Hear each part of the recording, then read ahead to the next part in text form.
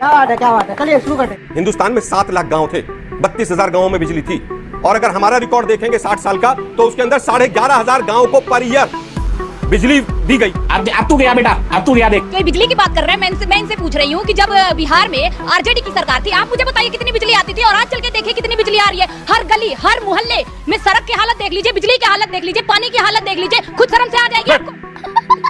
यही नहीं, अभी और सुनिए। इसके तक हमारे ऊपर कर्ज 181 लाख करोड़ का हो जाएगा। हमारा जितना बजट है उससे 4 गुना ज्यादा हमारे ऊपर कर्ज हो जाएगा। अभी बता है भाई, अभी बता है। उन्होंने कर्जे की बात की, तो क्या हमें वो अभी हाल फिलहाल में इंडिया का डेट टू जीडीपी रेशियो क्या है वो बता सकती हैं, और ये बता सकती हैं कि हमारा प्राइस परचेस पैरिटी क्या है और सीपीआई इंडेक्स क्या है, इसके बारे में जरा हमें अवगत कराएं। अर्थशास्त्र की बात चल रही है। मुझे अपने घर जाना है।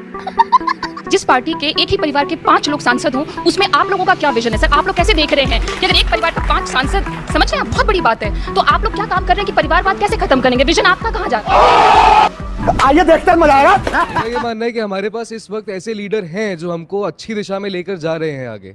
क्या बाकी ऑपोजिशन पार्टीज के पास ऐसे लीडर्स हैं जो फेस बन के कंट्री का हमें अच्छी दिशा में ले जाएं? जी, ये सवाल रखा है इन्होंने कि 2047 में लीड करने के लिए क्या हमारे पास लीडर हैं? क्या हमारे पास विपक्ष में ऐसे लोग मौजूद हैं जो विजनरी हो या विजन के साथ चल रहे हो? मैं तो निश्चित तौर पे बैलेंस आप बोला, लोगों की आंख पे पट्टी बांधने का काम किया जा रहा है। झूठी बातें, झूठे बैलेंस बोला, देश को विकसित नहीं बनाया जा सकता। जी, क्वेश्चन है आपका। मैं बिल्कुल मैं जा रहा था मलूक साहब के पास। जी जी, आपका नाम, खड़े हो जाए, अच्छा लगेगा। जी जी, मैं बीनू चौहान हूँ, और सर मेरा क्वेश्चन आप ही से है। आपके जितने क्वेश्चंस थे वो सारे के सारे वैलिड क्वेश्चंस हैं, बट मेरा आपसे एक सवाल है कि जिस पार्टी के एक ही परिवार के 5 लोग सांसद हों, उसमें आप लोगों का क्या विजन है सर? आप लोग कैसे देख रहे हैं कि अगर एक परिवार का 5 सांसद, समझ रहे हैं आप, बहुत बड़ी बात है, तो आप लोग क्या काम कर रहे हैं कि परिवारवाद कैसे खत्म करेंगे? विजन आपका कहाँ जा रहा है? मतलब आप मानती 2047 में एक बाधा यह भी है कि परिवारवाद से राजनीति को मुक्त होना चाहिए, लीडरशिप मुक्त होनी चाहिए। जी नहीं जी, नहीं, ठीक है। लीडरशिप में जो बातें नीतियों से बननी है, जो सही विमर्श से चीजें खड़ी होनी है, उसमें परिवारवाद आपको कहां बाधा लगता है? मैं ठीक है, वो बात आपका एक एंगल है, लेकिन जिन मुद्दों पे मैंने आपसे सवाल खड़े किए, क्या उन मुद्दों में परिवार की बाधा लगता है आपको? विजन बहुत ज्यादा जरूरी है। अगर एक ही परिवार के 5 लोगों का एक विजन है कि हमें सत्ता में आना है, जैसे भी आना है, तो वो विजन देश के लिए क्या कर रहा है सर? आगे जाके वो 5 लोग 15 भी हो जाएंगे, 20 भी हो जाएंगे, तो क्या परिवार देश को चलाएगा, या देश के लोग, देश की जनता और देश का जो विजन है आगे के लिए वो चलाएगा? अभी मजा आएगा ना। इनके बयान पे मैं कहना चाहता हूं, राहुल गांधी ने समाजवादी पार्टी के जी, मैं यही बताऊंगा, क्योंकि अभी इंडिया लाइन्स है साथ में। क्योंकि इन्होंने, इनके अखिलेश यादव जी ने संसद में कहा कि अभी तक जाति जनगणना नहीं हुई है, इसीलिए जो हमारे देश के युवा हैं, देश के लोग हैं, उनके साथ अन्याय हुआ है। लेकिन इन्हीं को मैं बता देना चाहता हूं, 2004 में राहुल गांधी जी का एक बयान है जिसमें उन्होंने कहा कि हमारे देश में जाति के हिसाब से जनता को नहीं बांटना चाहिए, और आखिरी कास्ट सेंसस हमारा 1931 में हुआ है। तो इसका मतलब क्या मैं ये समझूं कि कांग्रेस के राज्य में हमारे साथ अन्याय हुआ है? हम चाहते हैं, हर कोई देश का चाहता है कि ये देश नंबर 1 पावर बने पूरे वर्ल्ड में, लेकिन कैसे बनेगा सर? 2047 बस चिल्ला देने से बनेगा? आप इनकम इक्वालिटी की बात क्यों नहीं करते हैं? 121 लोग हाथरस में मारे गए, 121 लोग, जो बाबा में अगर वो हेल्थ फैसिलिटी वहां पर होती तो कितनी जानें बच चुकी होती। एम्बुलेंस नहीं था, हॉस्पिटल नहीं था, हॉस्पिटल पहुंचे तो डॉक्टर नहीं था, सिलेंडर नहीं था, कुछ नहीं था, और 121 जानें चली गई। ये उत्तर प्रदेश का हालत है, और 2047 की बात करते हैं आज। आप आज की बात करिए। मैडम बोल रही है कि उसने ये किया, यूपी में ऐसे हो गया, बिहार में वहाँ ये हो गया। ये बिहार का बताएं, बिहार में क्या? मैं रहता हूँ बिहारियों के साथ, मैं ऑयल फील्ड में जब काम करता हूँ ना, दुनिया भर के मजदूर मेरे साथ काम करते हैं, बिहार के होते हैं, आउट ऑफ इंडिया में भी नौकरी करते हैं वो लोग, वहाँ से पैसा बिहार भेजते हैं। आज से नहीं, मैं 47 साल मेरी एज हो गई, इतने सालों से मैं देख रहा हूँ।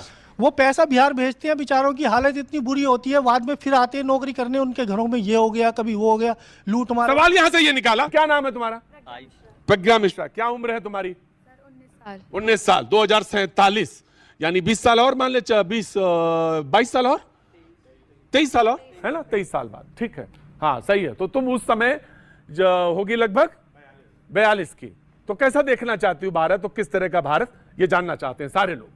सर, मैं सबसे पहले तो एजुकेटेड भारत देखना चाहती हूँ, जिसमें जो मतलब उसमें ये ना देखा जाए कि बच्चा गरीब है कि अमीर है, हर बच्चे को एजुकेशन मिले, अवसर, समान अवसर। हाँ, समान अवसर, क्योंकि एजुकेशन जो होता है ना सर, वो विकसित भारत की, वो विकसित देश की नींव है। राइट, ऐसा भारत जिसमें समान अवसर हो।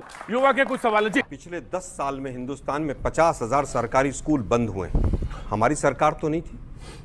9,000 स्कूल केवल अकेले गुजरात के अंदर बंद हुए।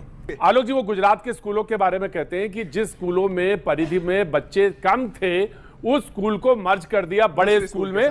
तो वो जो आंकड़ा आप देते हैं वो बंद का आंकड़ा देते हैं, जबकि वो ये सरकार कहती है कि मैंने स्कूल के यहां पे 4 बच्चों आते थे, कहीं 3, उनको मिला के 4 स्कूल को मिला के मैंने 1 स्कूल कर।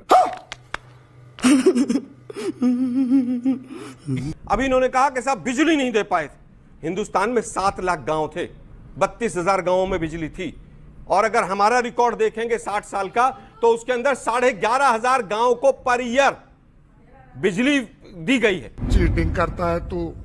और इनके समय पे केवल और केवल 1400 गांव। आलोक जी, अब यहां पे हम टोकेंगे। आप बताइए, आप रुकिए, यहां पे हम टोकेंगे जी। क्या करती हैं आप? मैं हाउस वाइफ हूँ। बहुत बहुत प्रणाम है आपको। ठीक है, मैं जो बिजली की बात कर रहे हैं, मैं इनसे पूछ रही हूँ कि जब बिहार में आरजेडी की सरकार थी, आप मुझे बताइए कितनी बिजली आती थी, और आज चल के देखिए कितनी बिजली आ रही है। हर गली, हर मोहल्ले में सड़क की हालत देख लीजिए, बिजली की हालत देख लीजिए, पानी की हालत देख लीजिए, खुद शर्म से आ जाएगी आपको। ये मोदी जी है कि हमारा बजट 48 लाख करोड़ का है, लेकिन 2024 और 25 के एंड तक, वित्तीय वर्ष के एंड तक हमारे ऊपर कर्ज 181 लाख करोड़ का हो जाएगा। हमारा जितना बजट है उससे 4 गुना ज्यादा हमारे ऊपर कर्ज हो जाएगा। ये मोदी जी है। और अभी तो रुको, क्लाइमैक्स अभी बात। ये मोदी जी है कि हमारा 48 लाख करोड़ के बजट में 11 लाख करोड़ रुपए सिर्फ और सिर्फ ब्याज में दिए जाएंगे, और वो मूलधन में नहीं, ब्याज में दिए जाएंगे। और ये मोदी जी है, इसलिए मोदी जी का गुणगान इतना मत करिए। और बिहार को जो बजट मिला उसको बता दो भाई, एक मिनट बोले। वो सारे के सारे प्रोजेक्ट पहले से आवंटित थे, पास थे, और पैसा ऐसा नहीं कि केंद्र सरकार देगी। केंद्र सरकार फैसिलिटेट करेगी स्टेट गवर्नमेंट को कि वो मनी बोरो कर सके, चाहे वो एशियन डेवलपमेंट बैंक हो, वर्ल्ड बैंक हो, IMF हो, चाहे जहां से वो मनी बोरो कर सके, और वो घाटे में जाएगा राज्य के। तो चलिए शुरू करते हैं। अभी उन्होंने कर्जे की बात की, तो क्या हमें वो अभी हाल फिलहाल में इंडिया का डेट टू जीडीपी रेशियो क्या है वो बता सकती हैं, और ये बता सकती हैं कि हमारा प्राइस परचेस पैरिटी क्या है और CPI इंडेक्स क्या है, इसके बारे में ज़रा हमें अवगत कराएं। अर्थशास्त्र की बात चल रही है। दूसरा मेरा सवाल आलोक जी से है। इन्होंने शुरुआत में कहा कि जो रेल हादसे हैं वो बढ़ गए हैं, आंकड़ों के बड़े अच्छे जानकार हैं, तो हमें ये बताएं कि 2004 से लेकर 2014 तक कितने रेल हादसे हुए थे, और 2014 से लेकर 2024 तक कितने रेल हादसे हुए हैं।